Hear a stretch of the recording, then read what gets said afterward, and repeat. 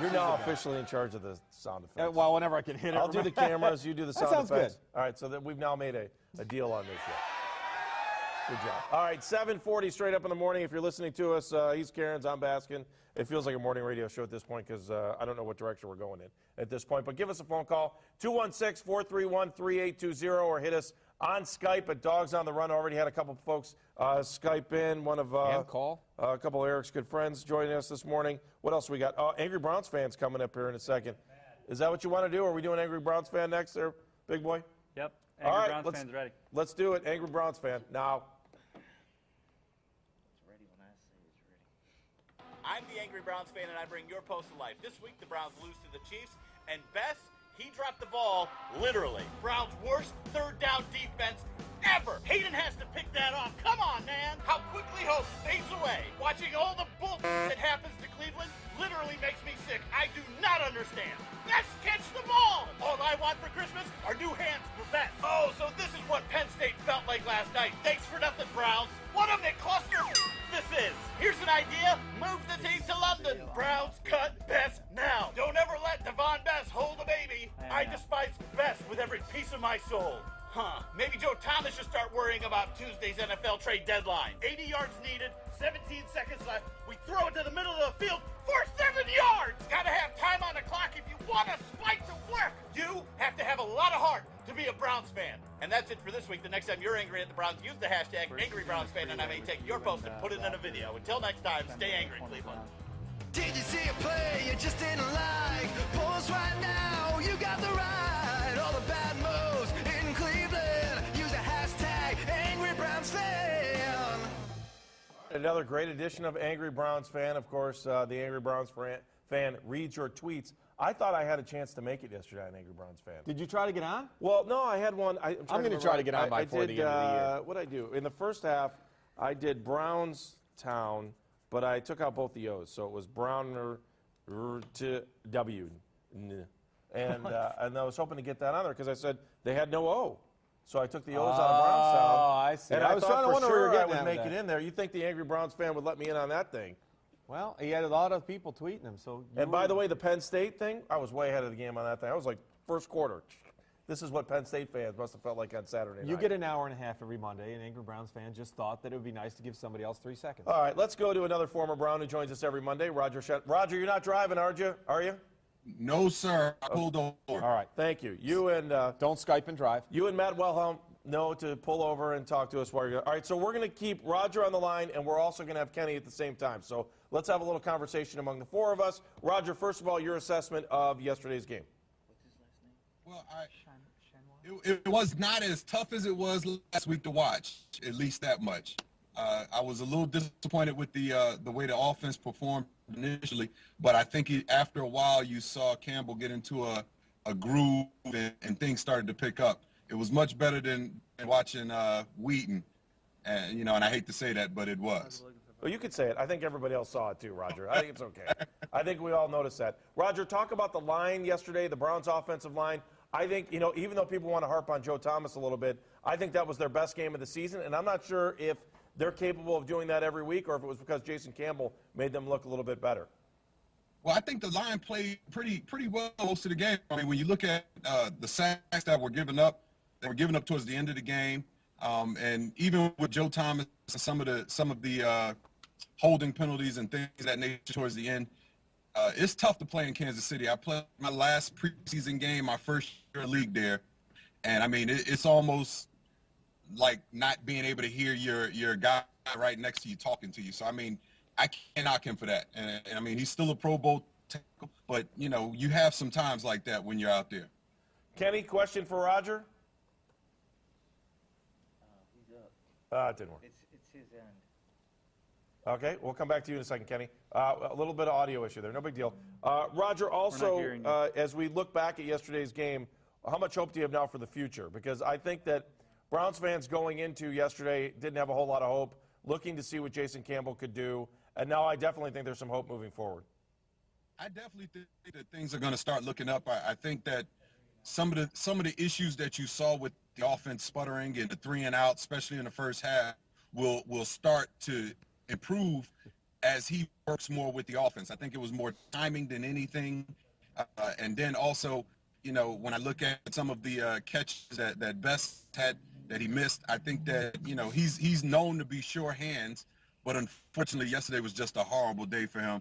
I think he's going to bounce back, and once that happens with Gordon and everybody else clicking on all cylinders, hopefully we can make it past Tuesday's deadline with him, and we should be good going forward. All right, Kenny, let's try it now. You got a question for Roger, Kenny? Yeah, in the locker room, Roger, how tough is it going from Brandon Whedon to Brian Hoyer to Brandon Whedon to Jason Campbell, and now you're 3-5, and it seems like you're going down the same trail that you have for the last few years?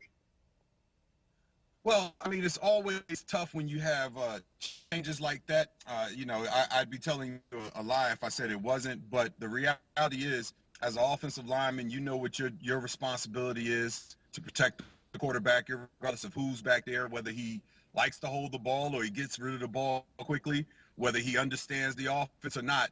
Your job is to go up there every day, every play, and protect them. So, I mean, I think that O-line's probably got a more positive feeling than they maybe had 2 weeks ago, knowing that Campbell, he does get rid of the ball faster than moving, and I think he is moving more quickly from a thought process standpoint in the offense. But I think as he grows each week, we'll see him improve at a much better rate.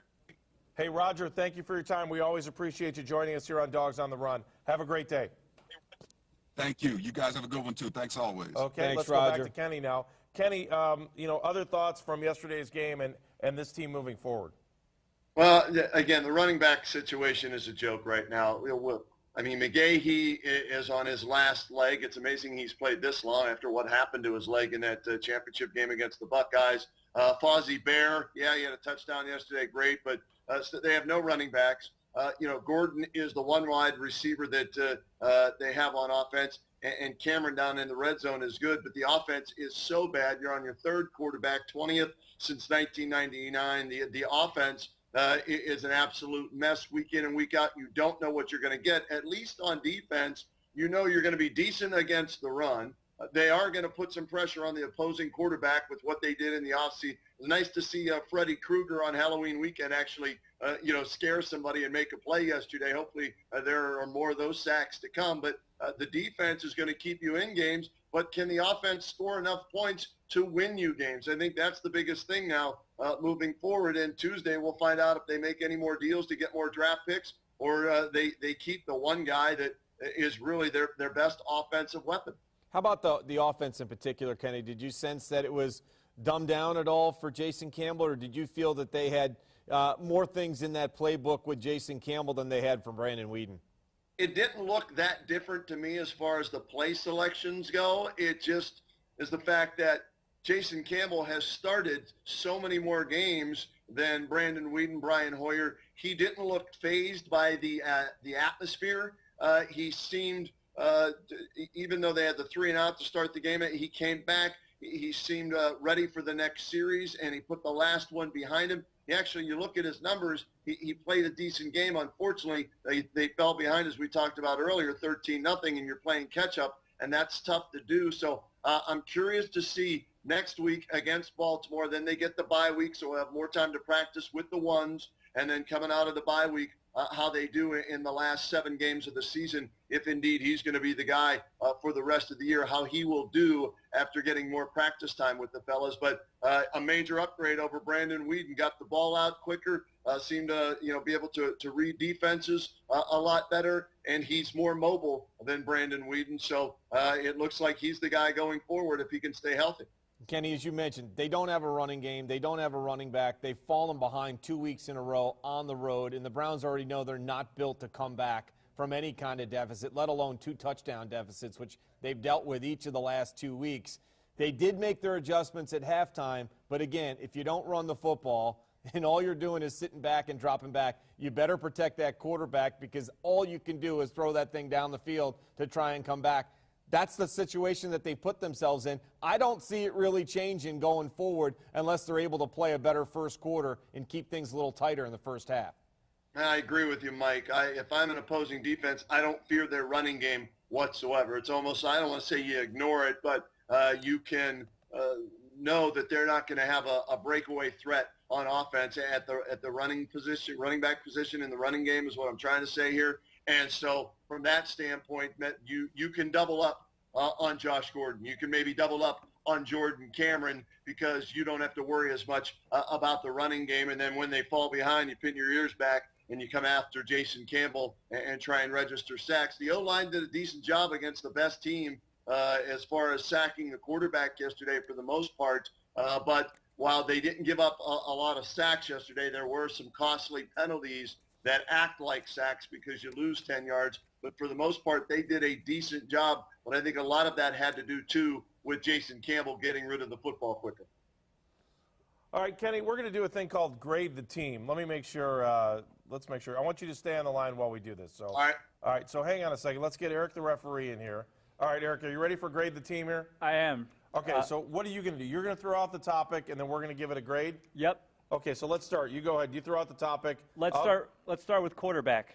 Okay, quarterback. Jason Campbell. I will give you my Jason Campbell grade. Here we go. And then we'll switch, and then we'll go to Kenny. So Kenny's going to grab a piece of paper on his end, and he's going to try to write a grade, and we'll go to him in a second. I'm going to go B-. I'm going to tell you why I'm going B- for Jason Campbell. It was the first quarter and a half. If he would have played the same way in the first half as he would have in the second half, then I think we would have found ourselves in a position to say that he was a B or B+. Now, considering he hasn't worked with the first-team offense all season long, that's why I think I've got to dumb it down a little bit to a B-. Let's go to Kenny Rhoda, and Kenny, you give us your grade. There we go. We got a B. Why a B on the situation? I didn't know it was going to be arts and crafts on this Monday morning. I feel like I'm back in middle school. I give him a B for the fact that he faced one of the toughest defenses as far as pressure on the quarterback, and he wasn't fazed by it. Like I said, his numbers, 2 touchdowns, no interceptions. He didn't turn the football over. His first start with the Cleveland Browns, and after what I saw from him against Baltimore earlier this year when he was thrown into the game, when Whedon went down, he looked horrific. So it was a major improvement from the last time that I saw him, but it wasn't enough to get the win. He kept them in the game, 2 touchdowns, no interceptions, good quarterback rating, working with the starters really for the first time in an actual game situation as the starter. That's why I gave him a B. All right, here we go. Mike Cairns, what's your grade? I'm gonna agree with Kenny. Kenny, I'm also gonna give him a B. When you throw the ball 36 times and you don't turn the ball over, you throw 2 touchdowns, you move your team and put them in position to win the football game, which is all you can ask when you absolutely do not have a running game. So the focus is on the offense and it's throwing the football, which means that Jason Campbell, who's making his first career start as a Browns quarterback, even though he's been in the league 9 years, I got to give him a lot of credit. It wasn't a B+ or an A, but at the same time, without turnovers and the fact that that team was in position to win the football game, and he made a great throw on 3rd and 7 for a first down that should have been a first down that would have moved the chains. I got to give him a solid B because that gives you hope going forward into this week that he's going to be able to at least improve on what happened if he gets that same protection against the Ravens. And you know what, real quick, guys, that last pass on 4th down, he was smart enough to know that you throw it up for grabs. You hope that somebody makes the catch instead of throwing it out of bounds like Brandon Whedon or taking the sack like Brady Quinn. At least he put it in the field of play, and Devon Best had the hat trick and dropped it for the 3rd time. It would have been a first down. But he was smart enough to know that, you know what, doesn't matter if it gets intercepted here. I've got to try and make a first down to keep this drive alive, to keep our hopes alive. And he put it out there, and his receiver didn't make a play on it. I was impressed by that throw, Kenny, to be honest with you. If you go back and look at that throw, he threw across his body from the far sideline, off his back foot, and put that ball in one place, only where Devon Best could catch it with a sliding catch, which every receiver in the National Football League has made that catch on 4th and 7. There was no reason why that ball shouldn't have been caught. I've said things about Jason Campbell at the beginning of the season, but I was impressed with that particular play. To me, if I'm a player in that locker room, that guy to me is fighting with every inch of his being to try and win this football game, and there's no way I can't get behind a guy like that for a play like that. All right, hang on, because we're going to run out of time here. I also want, I'm going to push this to the limit. Let's see if we can get a phone call in while we're doing this. Chris Fedor is on the line, too. Hi, Chris. Hey, what's going on, guys? All right, so it's me, you, Kenny, and Mike. We're all talking right now. We're grading the team, and what's happening now is we're talking quarterback. So what's the next? First, I want you to grade the quarterback, and then let's just do this in one line or less, 1 or 2 lines. Grade the quarterback, Jason Campbell, yesterday. I'm going to give him a solid B, I think, for all the reasons you guys have mentioned. Hostile environment, #1 defense in the NFL, #1 pass rush in the NFL, and he didn't look rattled back there, and I think that was the biggest difference between Brandon Weeden and Jason Campbell. It's just the poise, the presence, the ability to get the ball out and not play patty cake with the football. And I think he gave his team a chance to win. Now, they didn't win, but he gave his team the best chance to win, and he did something against Kansas City that not very many quarterbacks have done. All right, Chris, hang on the line. What's the next subject there, Eric? We're going to grade the awesome running backs of the Cleveland Browns. Awesome running backs. We start with, let's start with Kenny Rhoda. You'll go first, so I hope you got a magic marker and a crayon. Grade the running backs, my friend. All right, you want me? I'm writing it down. No, you can come to me here. Let's see. I'll reach down. I got my Sharpie, and hopefully you can read this. Does that come across there on the screen? Is that an E or Can you an see F? what that is? That's an F. It's a big fat F. Okay, and they have failed at the running back position, but I'm not blaming the running backs. I'm blaming the front office. The F is for the performance by the running backs in yesterday's game, and F for the front office for not going out and getting somebody better than the ancient Willis McGahee and Fozzie Bear. All right, I just changed my mind based on yours. I'm going to give him, that's actually an F+. And the F+ is the fact that McGahee can even get on the field at this point in his career, just because I think he's past his prime. He did have a couple decent runs yesterday, but that's about it. Fedor, what's your grade on the running backs? I'm going to go with a D-. Oh, it's barely optimistic. better than an F. And here's why, guys. Because Fozzie Whitaker, as much as we make fun of his first name and we talk about the Muppets and we call him Fozzie Bear and all those things, he got in the end zone, did he not? Waka. Yes. Yes, he did get into the end zone, so D-. All right, good enough. All right, go ahead. What's yours? What do you I'm got? giving them an incomplete because that didn't even deserve a grade yesterday. If I'm the teacher and I received that test, I'd be looking at him going, there isn't one answer that was on this thing that was answered correctly. And when you average 3.8 yards a carry on 15 carries, I'm sorry, that was incomplete. All right, 2 more minutes to do our grading here. What else? What's next? Let's go with the wide receivers. Wide receiver spot. We'll start things off with Mike Cairns. Mike, you get to do that as you wipe off your board. All right, let me take a look at the wide receiver spot yesterday. I am going to go with the let's go. Boy, this is our class, isn't This it? includes tight ends. I'm gonna. This was close. This includes tight ends? Is that what you're saying? I debated going. I'm going to give them an A-. The drops hurt them from being a solid A. I was thinking B+. I was kind of close between the two, but the fact that again, when you got 130 yards receiving from Josh Gordon, that's the third time he's been over 100 yards. The last guy to do that was Braylon Edwards in 2008. So, and the fact that Jordan Cameron, they finally found a guy that can throw to Jordan Cameron, I'm going to go A-. Fedor, what do you got? I'm going to go with an A- as well, and I know everybody talks about the drops of Devon Bess, and those were a killer. But the thing that I noticed against the best defense in the NFL, they were open all day. Josh Gordon was open. Devon Bess was getting himself open. He was dropping it when he was open, but he was getting himself open. Jordan Cameron, he was open. I was watching some other games around the NFL. There are guys that can't get open in this league. The Browns receivers can get open. They just can't catch the ball when it's there. All right, Kenny, what are you giving the wide receivers at tight ends?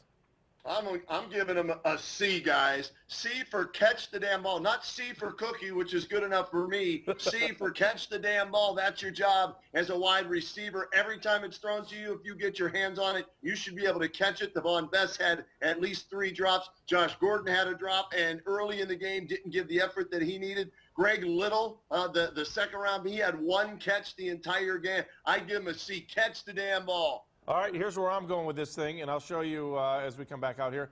Look, I can do this. I'm going to go, Josh Gordon was borderline A, Jordan Cameron was borderline A, but Devon Bess gives the wide receiving core an F.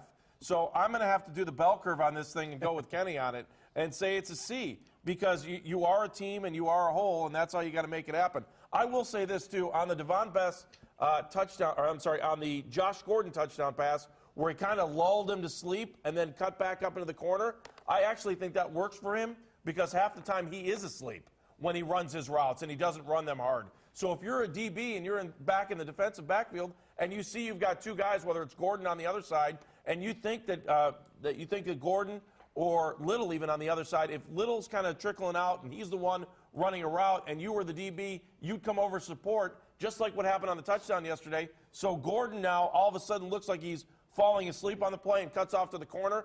It's good for him for taking plays off in the beginning of the game because I think that gave him the touchdown. All right, what do you got for us I just hope, guys, he wasn't groggy from too much cough syrup yesterday. No cough syrup, you're right. Okay, next one. All right, let's grade the offensive line. Hey, hang on, let's switch to defense because we're taking too much time here. I want to be done by 8. Front 7. All right, front 7. Here we go. Next, let's start with Fedor. Go first. Ooh, front 7. I would say B-. I thought in the second half they ramped up the pressure, but overall, I thought against a shaky Kansas City offensive line, I expected the defensive front 7 to be a lot better than it was yesterday. So I'll go with a B- there. B- there. What do you got for